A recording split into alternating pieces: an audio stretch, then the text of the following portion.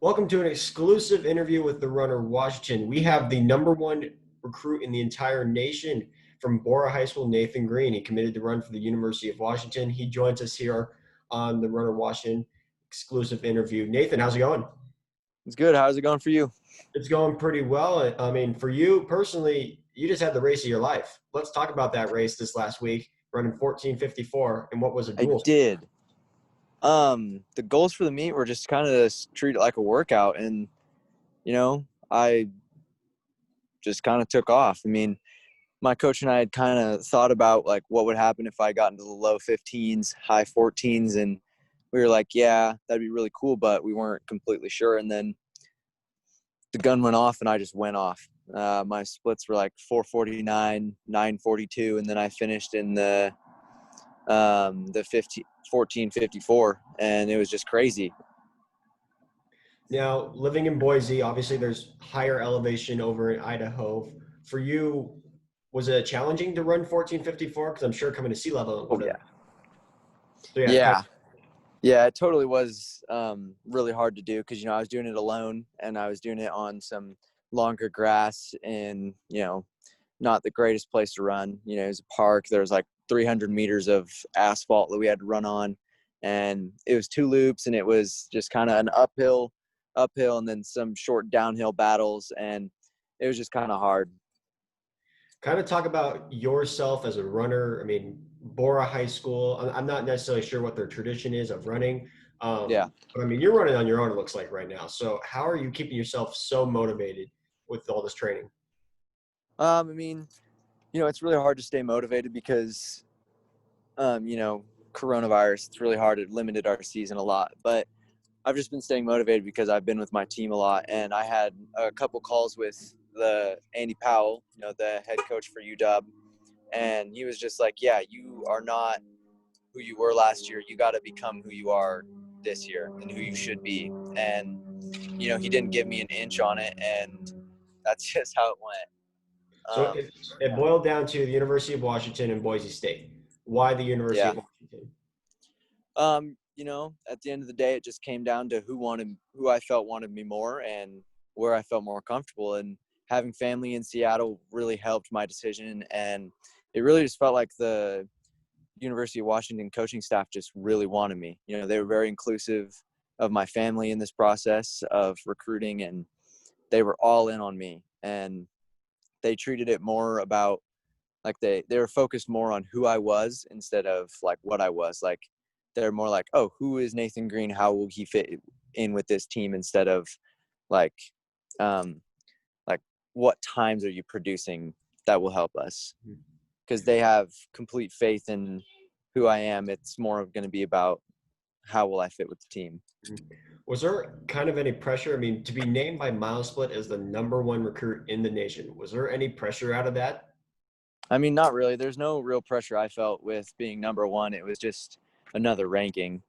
Mhm. Um, I didn't really take it to heart because, I mean, number one can be defined in so many different ways, and it can be taken and given any week.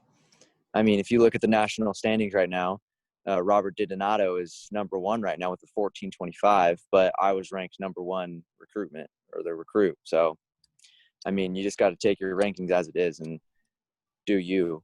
Mhm. I'm assuming you took your trip to Seattle for your visit. What'd you think of the Great Pacific Northwest over there?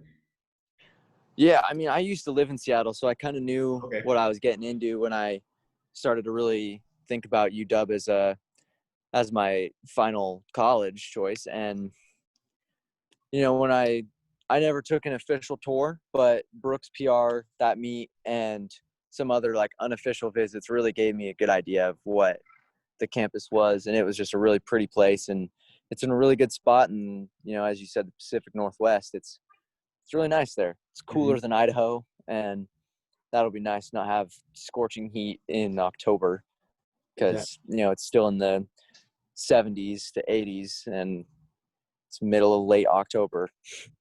Yeah, I agree with that, man. I'm from Western Washington myself, so and I totally miss that all the rain and like the cold weather over Yeah. there. I'm really excited now for all that finally kicking in. Yeah. But going back to your Brooks PR race, and that was 2019. Yes. You got to race against Joe Oscom and Leo Dashbach, who now are currently running at the University of Washington. What was that experience like? And now knowing you're going to be teammates with them? Man, I mean, I'd known Joe from NXN Mm-hmm. and, a couple other instances where we met up, and I was so excited to see him and be around him. Like, he's one of my favorite runners outside of my school, outside of my state. Like, I love Joe. He's one of my good friends. And I didn't really know Leo, and I'm still like kind of iffy with him. Like, I can pick up a conversation with him. He can pick Mm-hmm. up a conversation with me, but not like with Joe. I have a streak with Joe. Okay. Well, And but but yeah, When you saw Leo break that 4 minutes, I mean, what was your initial? yeah, that was insane. I was like, wow, that's what we're putting out, or that's what they're putting out at UW. Wow, that's crazy. Like, I Mhm. want to be a part of that. So, what was when obviously Andy Powell, Marsha Powell, and Chris Kwiatkowski have had such success the last few years. What about them drew them to you? I'm not really sure, but I think it was just like my sophomore year, really just like that's all that my times are really based off of. Mhm. Because when you look at my mile time, I didn't get a chance to race last year for the mile. So it still is that 4:06 sophomore time that I ran when I was like 16. And, it's still like my 2 mile time came from last junior season, like in January when I soloed the 8:57 on that indoor track. And then my 5K, it was a 15 flat, also from my junior season after my heart malfunction, we'll call it. So I think that they were drawn in by my times, but I think that it came down more to who I was. And I think that that's what really sealed it, because um, the way that they put it was like, yeah, you're definitely more of a team player. You put them above you, and you're just, I've heard that they all just want me around because I'm just that guy, I guess. I don't know. Well, I mean, if you're a guy running 14:54, of course anybody's going to want you, man. You could have gone anywhere in the country, but you're choosing to go to the University of Washington. So, Oh yeah. Well, I and I'm all mean, for that. I grew up as a Husky fan, and this is like yeah. awesome for you. So I'm stoked for you to get that. But let's go back Yeah. to last year, your fall junior year. You had that heart problem. Kind of talk about Yeah. that and how that was kind of an issue for you, and maybe potentially running issues. It was actually really, really scary. Uh, when you talk about injuries, it's like, oh, stress fractures, you got this, you got that. And it's like, yeah, that sucks, but you'll always come back from that. My heart thing was really undefined for the first couple weeks, and we were just testing it, seeing how it would go. And then, I raced before Bob Furman, and they were like, yeah, you probably shouldn't, because we think that you have early repolarization, which is like sudden cardiac death.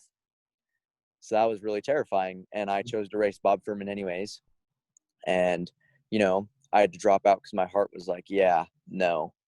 And, I left in the ambulance and stuff. And it was like, got as close as I could to kicking the bucket without kicking it. And, it was really terrifying because I never felt like my career was about to end so soon. And it was just terrifying because I had to be out for so long, and I never knew if I was going to come back. And then, I never was prescribed any medicine or anything. It was just like, just got to grow out of it. And I have no clue how my heart grew out of it, but it did, which is awesome. And now I'm back. That's great. How emotional was it for you though to win that state championship? Oh man, that meant everything to me. To have everything taken away from you in one meet, to having everything given back, and to, you know, I got the two-peat. It was like, wow, I'm back. I'm ready. I'm good to go. Like, this is it. It was like, wow.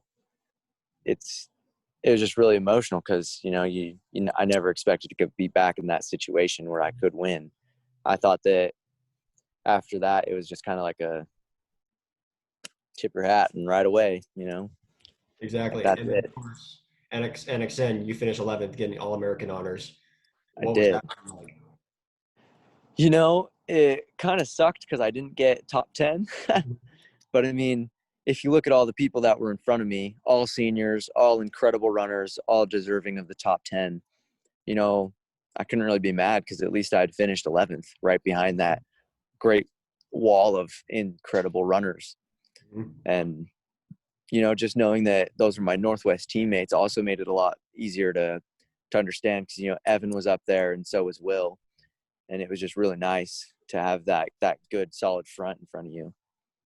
For sure. I heard Will threw down a 24 low, 24 high 8K recently in a time trial. So the kid's in pretty good fitness shape right now for running Yeah. his legs. And of course, Nico Young, everyone knows that he's having a success down probably at NAU as well. Oh yeah. But looking ahead for the next couple of weeks, obviously districts are this coming week, and then state the following week. So what's the preparation going into those two races? We've been doing a lot of morning runs. We've been doing a lot of longer runs and harder runs. So this upcoming week, we're probably gonna gas it a little bit before state, and then qualify hopefully. And then the week of state, it's just gonna be really easy miles, like probably hit like 35 to 40, just nothing severe, and just keep it steady. Do a little bit of speed, a little bit of long run, and then just go like crazy on state day and hopefully bring home the third title. Exactly. And besides winning a state championship, what's the one takeaway you have from a season that had so much uncertainty? Just keep your head down and keep chugging, because my original plan was just to keep it within the 30 to 35 mile range. And so I was like, well, there's no point in me being in the 50s if I'm not going to be able to compete. And here we are, and I have the chance to compete. So it was like a last minute bump. Like Mhm. I hit a 45-mile week last week for the first time since March. So like that's ridiculous. Like even if there's no competition, you just got to keep on keeping on.